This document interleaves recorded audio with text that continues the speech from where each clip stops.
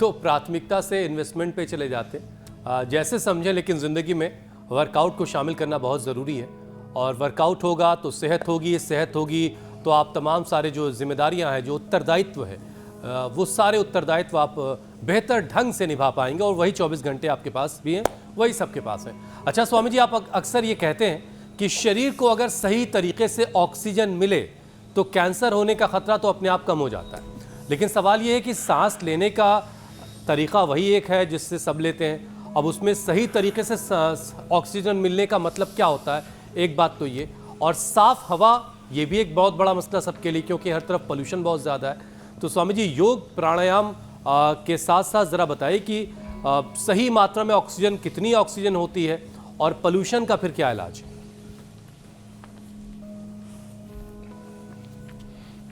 तो देखो, पोल्यूशन के लिए एक तो पेड़ लगाए। देखो यहाँ चारों तरफ देखो, सामने ऐसा तो है नहीं कि अचानक ही पेड़ ला कर करेगा दी।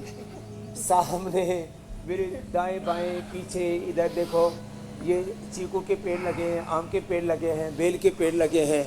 इनमें बहुत बढ़िया बढ़िया इतनी ज़बरदस्त जामुन आती है हर।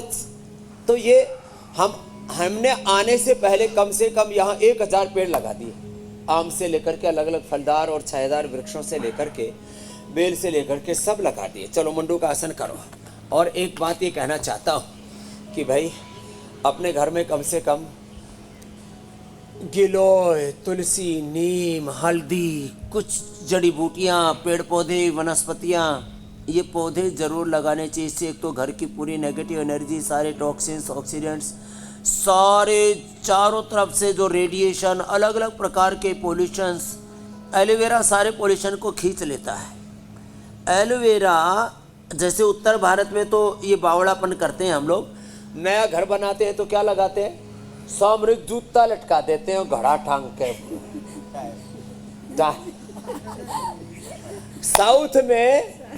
साउथ में एलोवेरा लगाते हैं। तो मैंने पूछा और फिर उसके ऊपर रिसर्च किया।